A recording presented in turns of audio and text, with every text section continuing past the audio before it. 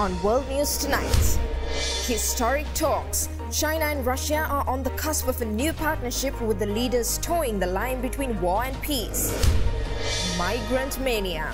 Republican states pull political roles with undocumented immigrants at the forefront. New discoveries. Project Perseverance finds groundbreaking hints at possible extraterrestrial life on Mars. Born Pink. Blackpink returns with a smashing new hit, saturated with pops of bold color.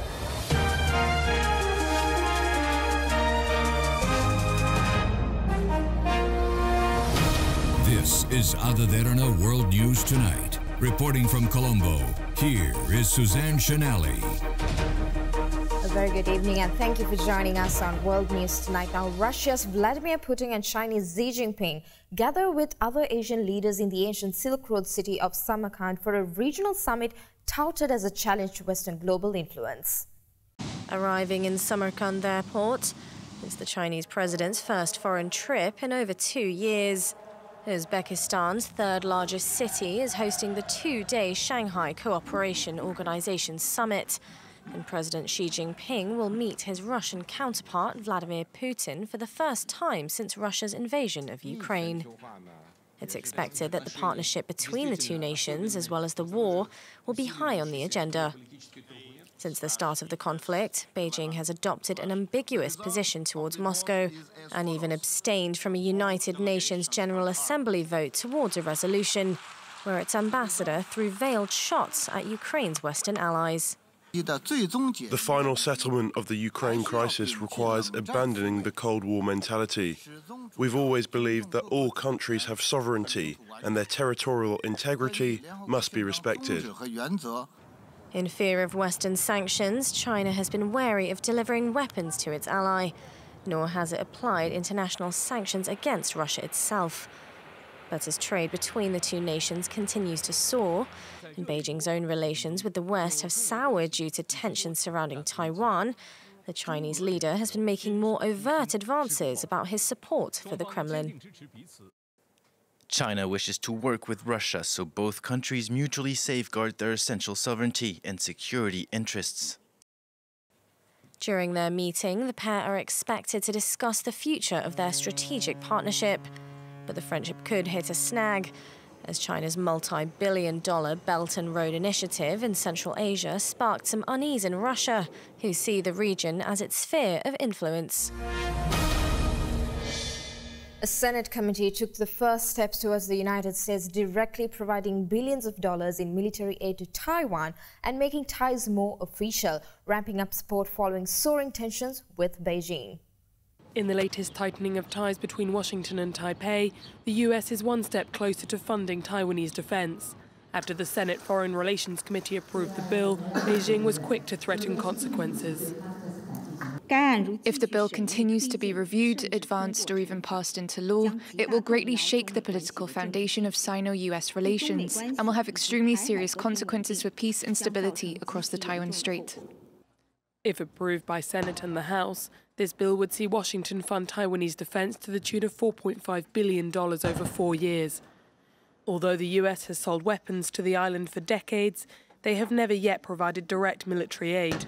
While China cries provocation, Senator Bob Menendez, chair of the Foreign Relations Committee, insists the opposite, characterizing the bill as a deterrent. The bill also details sanctions to be put in place should China attempt to take the island by force. When House Speaker Nancy Pelosi defied Beijing and went ahead with a visit to Taiwan this summer, Beijing saw this as an escalation and retaliated with military drills around the island, some within 20 kilometers of the coast. The White House is understood to have opposed Pelosi's visit at the time, but made no official statement. This time around, it has not said whether President Biden would sign the bill, but has confirmed that the president wants to work with Congress to strengthen bipartisan support for Taiwan. Between Washington and Beijing, Taiwanese sovereignty will remain a bone of contention for some time to come. In a row over immigration, the U.S. state of Texas has sent 2 buses of undocumented migrants to the residence of U.S. Vice President Kamala Harris in Washington, D.C. Some residents describe the move by Republican Florida Governor Ron DeSantis as a political stunt. 48 Venezuelan migrants, the youngest only 3 years old, flown to Martha's Vineyard Wednesday, will spend another night at a local church. Officials say they were given no notice the migrants were headed there. The charter flights to the wealthy, heavily Democratic enclave, where former President Obama has a home, arranged by Florida Republican Governor Ron DeSantis. Every community in America should be sharing in the burdens and shouldn't all fall on a handful of red states. A protest against President Biden's border policies that DeSantis says have led to a record surge of migrants. What would be the best is for Biden to do his damn job and secure the border. As the local island community in Massachusetts rallied to help the migrants today, some of them have been through really horrific things. Anger among some Democrats. We have the governor of one of the largest states in the country hatching a secretive plot to use humans, to use women, children, families as a political pawn. And to me, it is just so cruel. The flight of migrants, the latest move by Republican governors along border states, sending migrants north, including Texas Governor Greg Abbott, who's bussed 11,000 migrants to New York City, where Democratic Mayor Eric Adams says the city is nearing a breaking point. Still, we will continue to welcome asylum seekers with open arms and provide them the services they need. Abbott also sending 101 migrants to the gates outside of Vice President Kamala Harris's residence in Washington Wednesday. The border is secure, but we also have a broken immigration system.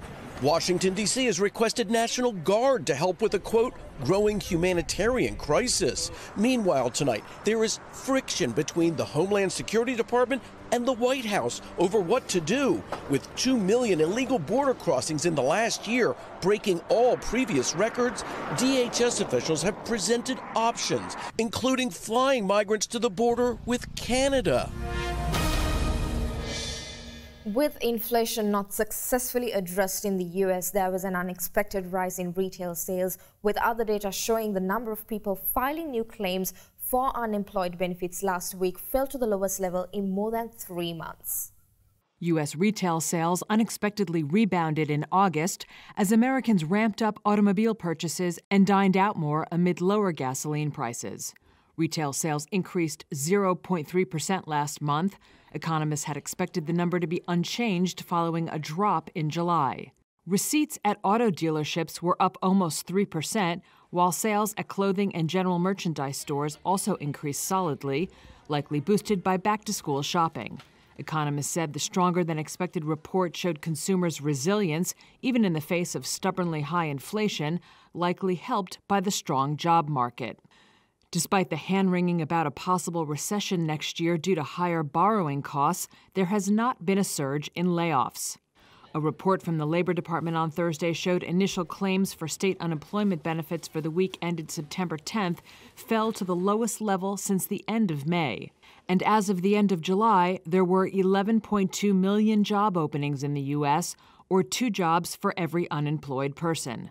Strong retail sales and continued strength in the labor market, along with a surprise increase in inflation in August, are likely to give the U.S. Central Bank plenty of reasons to continue its fight against inflation and deliver a third consecutive 75 basis point interest rate hike next Wednesday, which is expected to cool economic activity. Ukrainian officials say Russian forces are fortifying defenses after recent withdrawal, adding it'll be difficult for Ukrainian troops to maintain the pace of their advance. The statement also comes as the EU vowed to support Ukraine as long as it takes. According to the governor of Luhansk, Sergei Gadai, Russian forces are fortifying their defenses, making it difficult for Ukrainian troops to maintain the pace of their advance. So far, Kyiv has recaptured more than 8,000 square kilometers in the northeast region of Kharkiv in its recent offensive, leading to a Russian withdrawal that left dozens of tanks and other armored vehicles abandoned. Now, with Russian forces ramping up defenses in the region to prevent further losses, Ukraine faces a tough battle to completely regain the region currently being recognized by Russia as an independent state. Meanwhile, EU Commission Chief Ursula von der Leyen, speaking at a joint news conference with Ukrainian President Vladimir Zelensky on Thursday, vowed to support Ukraine for as long as it takes. She says that while the EU will never be able to compensate the Ukrainian people for their sacrifices and fight for democracy, for humanity, for the respect of international rule of law, the EU will do its best to continue its support for the country during the war. She also pledged further assistance to the tune of $100 million to rebuild schools in Ukraine. Elsewhere, IAEA's Board of Governors backed a resolution on Thursday that deplores Russia's invasion of Ukraine and called for Ukraine to regain control of its nuclear facilities. The resolution calls for Moscow to immediately cease all actions against all nuclear facilities in Ukraine in order for the Ukrainian authorities to have full control. The resolution was voted against by both Russia and China, saying it was based on politically motivated lies and mistakes.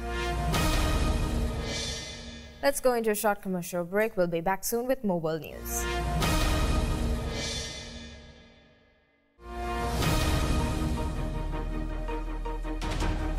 Welcome back to World News Tonight. Now, a wildfire raging in southwestern France prompted authorities to evacuate an extra 500 people, bringing the total to over 1,000 in an area already hit this summer by huge blazes.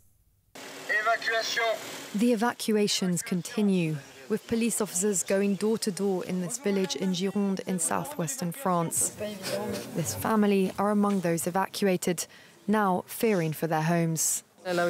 She's been very worried, calling me at work and sending me photos. For just a few dozen kilometers away, some 1,000 firefighters and 11 aircraft are battling the fire that's spread rapidly since starting around 3 p.m. local time on Monday. Strong winds paired with record temperatures for September have since fanned the flames over an area of more than 10 kilometers. France has seen repeated heat waves and a drought this summer. Some 65,000 hectares have burned so far this year, the bulk of it in the southwest of the country, 6 times the full-year average since 2006. The flames give off smoke loaded with greenhouse gases, thus exacerbating climate change. In the hours following the fire, many particles are released, gas like carbon monoxide, which doesn't stay very long in the atmosphere, a few days or weeks. But after that, the CO2 will accumulate, and that stays for a very long time, several decades. The fires have released 1 million tons of carbon dioxide just this year, equivalent to the annual carbon footprint of 100,000 French people. A problem compounded by the fact that the destroyed vegetation can no longer absorb and store carbon. It takes about a century for a burned forest and its biodiversity to fully recover. Given the increased risk of fires, scientists are advising replanting different types of trees and to create wetlands in amongst them. We have some good news for you. New research has reaffirmed the health benefits of red ginseng, a traditional medicinal herb in South Korea. It has been found to enhance immunity that delays the progression of a life-threatening disease. AIDS is the late stage of an HIV infection that severely damages the immune system. This virus attack weakens the body to the point where even fighting a cold becomes difficult. But this doesn't happen immediately after infection. When a person is first infected with HIV, it remains as an R5 virus with low toxicity. If left untreated, as the infection progresses, the virus turns into a highly toxic X4 virus. From this point, the infected cells start to fuse with surrounding healthy cells, and the high toxicity of the virus causes the number of immune cells to decrease sharply, worsening the condition of the patient very quickly. A research team at the Asan Medical Center revealed observation data for 146 AIDS patients over the last 10 years, of which 58 patients were given 5.4 grams of red ginseng every day, and compared to 88 who weren't. The results showed that HIV toxicity remained low in the R5 virus for almost 3 times longer in patients who took the red ginseng. In these patients, the progress of the R5 virus turning into the highly toxic X4 virus also took 3.46 times longer than for patients who didn't take any red ginseng. This means taking the traditional herb can help patients with AIDS survive for longer. We've been able to confirm that it slows the progression of the virus into its toxic pathogenic stage. This suggests that red ginseng suppresses the spread of the virus, slowing down the rate of immune cell decline. The research team drew the analysis that red ginseng has various medicinal substances that enhance the body's immunity and antiviral capabilities. The results of the study were presented at the 29th Federation Meeting of Korean Basic Medical Scientists 2022 and also published in the international academic journal, Journal of Ginseng Research. Roger Federer broke the news fans across the world have long been fearing when he announced that he will be retiring from the competitive tennis after next week's Laver Cup in London. Roger Federer, regarded by many as the greatest male player to ever swing a tennis racket, will retire after next week's Laver Cup in London. The announcement from the Swiss tennis player, who has 20 Grand Slam titles under his belt, comes less than 2 weeks after tennis star Serena Williams played what was likely her last competitive match. A knee injury has kept Federer from playing a match since losing at last year's Wimbledon, although many still believed he could come back for one last golden farewell. But Federer, in a Thursday Instagram post, said age has caught up to him. I am 41 years old. I've played more than 1,500 matches over 24 years. Tennis has treated me more generously than I ever would have dreamt, and now I must recognize when it is time to end my competitive career. With his artistry and grace, Federer dominated men's tennis for years after winning his first Grand Slam title at Wimbledon in 2003. He took the sport to new levels during a career spanning more than 2 decades. I was lucky enough to play so many epic matches that I will never forget. We battled fairly, with passion and intensity, and I always tried my best to respect the history of the game. I feel extremely grateful. We pushed each other, and together we took tennis to new levels. Federer's career includes 8 Wimbledon titles, 5 U.S. Open titles, 6 Australian crowns, and a single French Open title. He also holds the record for 237 consecutive weeks as world number 1. But Federer has undergone 3 knee operations in the last 2 years. Federer will return to the tour one last time, teaming up with longtime rival and friend Rafael Nadal to play doubles next week in London.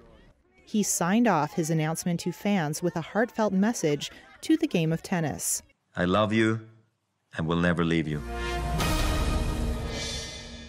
A new milestone was achieved with the new Perseverance rover's mission on Mars. NASA revealed some new findings on the quest to answer the eternal question, are we alone in the universe? NASA today moving ever closer to unlocking the mystery of Mars. These already are the most valuable rock samples that have ever been collected. The Perseverance rover exploring the red planet for more than 550 Martian days, 18 months for us here on Earth, with a tantalizing haul.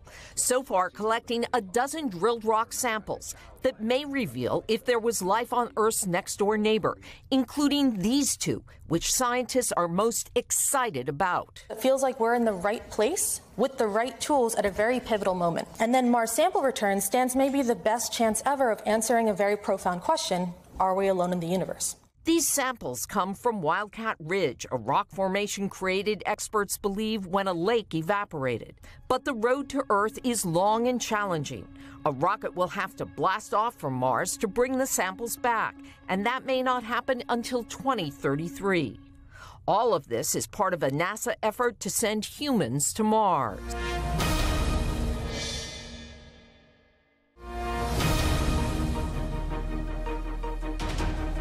Welcome back to World News Tonight, and for more news, let's take you around the world in a minute.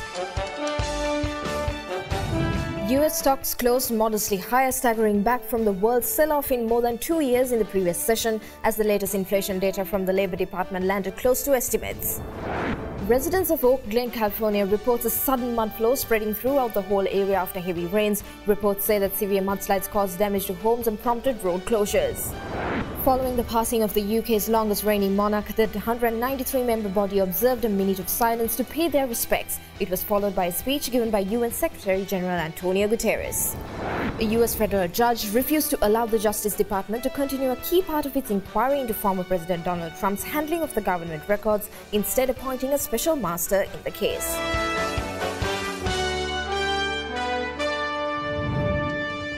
And that's all the news we got for you tonight. Join us again on Monday for more news around the globe. So just in case you couldn't watch us on air, you can always re-watch by catching us on our YouTube channel, youtube.com/Derana English. And we leave you tonight with the latest South Korean K-pop sensation, Blackpink's release of their new song. Thank you for joining us. Stay safe and have a good night.